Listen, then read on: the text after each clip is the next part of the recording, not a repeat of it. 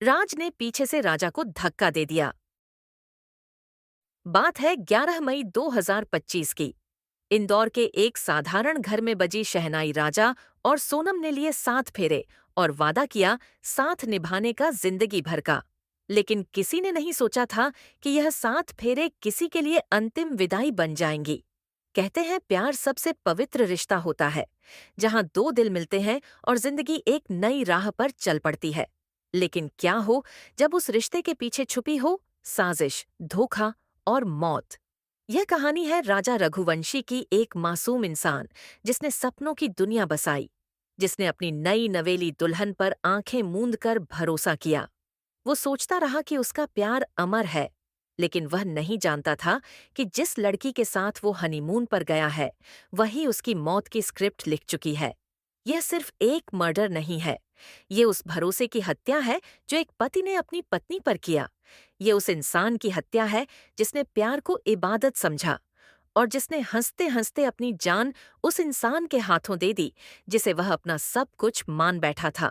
मेघालय की वादियों में गूंजती चीखें आज भी गवाह है कि कैसे एक हनीमून ट्रिप एक खूबसूरत सपने से बदल गई एक खौफनाक कत्ल में। आइए जानते हैं इस कहानी को विस्तार से। कैसे सोनम ने राजा रघुवंशी का मर्डर करा। बेटा, अब तुम्हारी उम्र हो चुकी है शादी की। और तुम्हें तो पता है ना, मेरी तबीयत भी अब ठीक नहीं रहती। कहीं ऐसा ना हो मैं तुम्हारी शादी देखे बिना ही मर जाऊं। इससे अच्छा तू जल्दी शादी कर ले, जिससे मैं भी तुम्हारी शादी देख पाऊं। माँ, तुम्हें तो पता है ना, मैं अभी 4-5 साल शादी नहीं करूंगा, क्योंकि मुझे अभी और आगे जाना है। क्या 4-5 साल बेटा? फिर तुम मेरे मरने के बाद ही शादी करना। माँ, तुम कैसी बात कर रही हो? तुम्हें कुछ नहीं होगा और मैं तुम्हारे सामने ही शादी करूंगा। अगर तुम्हारी इच्छा है कि मेरी अभी शादी हो जाए, तो माँ लड़की देखना शुरू कर दो। मैं राजी हूं शादी करने के लिए। अरे बेटा, तुम्हें नहीं पता, यह बात सुनकर मुझे कितनी खुशी हुई। मैं आज ही से लड़की ढूंढनी शुरू कर दूंगी और मैं वादा करती हूँ, मैं तुम्हारे लिए एक सुंदर और सुशील लड़की ही लेकर आऊंगी। हाँ माँ, मुझे तुम पर पूरा विश्वास है। आप मेरे लिए अच्छी ही लड़की लेकर आओगे। माँ, जिससे आप कहोगे मैं उसी से शादी कर लूंगा। एजी, सुनते हो? मैंने राजा को शादी के लिए मना लिया है। अब वह पूरी तरह से तैयार है शादी करने के लिए। आप बस जल्दी से उसके लिए एक सुशील सी कन्या ढूंढ दो, उसका मन बदलने से पहले। अरे तुमने उसको कैसे मनाया शादी के लिए? वो तो साफ मना कर दिया करता था जब उसकी शादी की बात होती थी। मैंने अपनी बीमारी का बहाना बनाया और उससे कहा, मैं मरने से पहले तुम्हारी शादी देखना चाहती हूँ। फिर राजा यह बात सुनते ही शादी के लिए तैयार हो गया। फिर राजा के पिताजी अपने मामा को फोन लगा देते हैं और बोलते हैं। मामा, आपने जो लड़की के बारे में बताया था, उसे बात बढ़ाओ। राजा शादी के लिए मान गया है। फिर क्या था, राजा रघुवंशी और उसका परिवार लड़की देखने लड़की वालों के घर पहुंच जाते हैं और वहां पर दोनों परिवारों को रिश्ता पसंद आ जाता है और शादी की तिथि भी पंडित जी से निकलवा लेते हैं। फिर पंडित जी शादी की शुभ तारीख 11 मई 2025 की निकालते हैं। फिर सभी शादी की तैयारी में जुट जाते हैं और राजा रघुवंशी 11 मई 2025 को सोनम से शादी करके अपने घर ले आता है।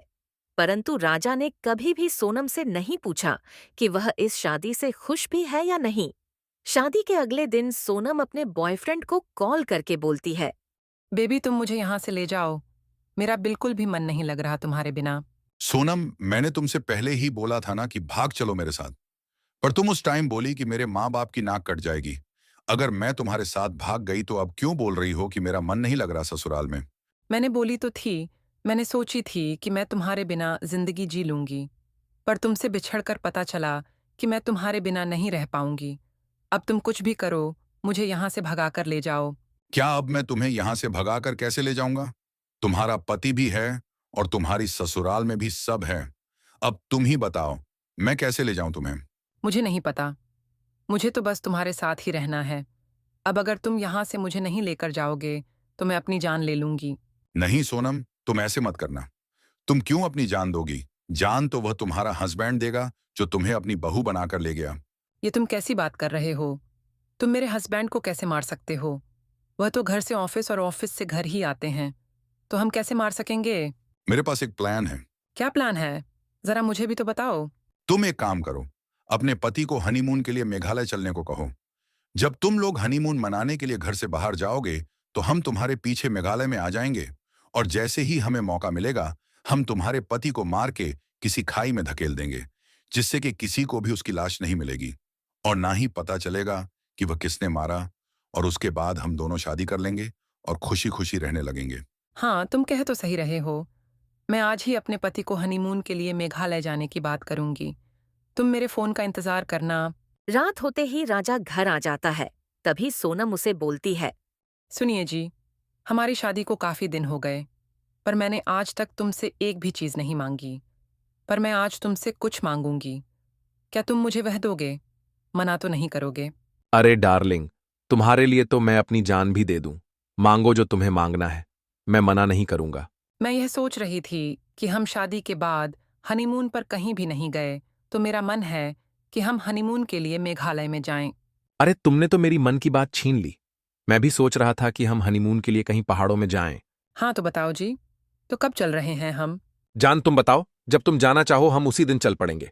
ठीक है, तो फिर हम कल ही हनीमून के लिए मेघालय चलेंगे। जब तक मैं पैकिंग कर लेती हूँ, और तुम मम्मी पापा से पूछ लो कि वह हमें जाने देंगे कि नहीं। अरे उनसे क्या पूछना, उन्होंने पहले ही बोला था हनीमून जाने के लिए, पर मेरे पास टाइम नहीं रहता था। अभी मेरे पास टाइम है, बस तुम जाने की तैयारी करो। हम कल सुबह ही निकल लेंगे हनीमून के लिए। तभी सोनम कमरे से बाहर निकलकर अपने बॉयफ्रेंड को कॉल लगाती है और बोलती है।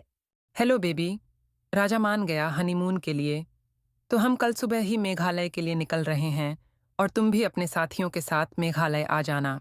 ठीक है बेबी, तुम मेघालय जाओ, हम तुम्हारे पीछे पीछे आते हैं। फिर सोनम और उसका बॉयफ्रेंड राजा को मारने की साजिश में निकल पड़े। उन्होंने राजा को 3 बार मारने की कोशिश की, परंतु नाकाम रहे। फिर चौथी बार 23 मई को राजा को झील के पास ले जाकर राज ने पीछे से राजा को धक्का दे दिया, जिससे राजा की तुरंत मौत हो जाती है। फिर राजा को मारने के बाद सोनम और उसका बॉयफ्रेंड छुप जाते हैं। जैसे ही राजा के परिवार को पता चला, उन्होंने राजा को ढूंढने के लिए पुलिस फोन लगाती है। फिर 2 जून को एक ड्रोन ने राजा की लाश ढूंढ निकाली। 300 फीट नीचे एक झरने की गहराई में पड़ी थी उसकी लाश। जैसे जैसे जांच आगे बढ़ी, सोनम का पता भी पुलिस ने लगा लिया और पूछताछ के दौरान सोनम मनगढ़ंत कहानी बनाती रही। कभी बोलती थी कि हम पर किसी ने हमला करा और कभी बोलती थी कि खाई में गिर गया। परंतु पुलिस ने सीसीटीवी और कॉल डिटेल्स निकाली और फिर सच सामने आया। अब सोनम और उसका बीएफ और उसके साथ 3-4 उसके साथी आज जेल की सलाखों के अंदर है। दोस्तों, ये सच्ची घटना पर आधारित कहानी कैसी लगी? अगर पसंद आई हो तो लाइक, सब्सक्राइब, कमेंट करना ना भूलें। चलो मिलते हैं अगली कहानी लेकर।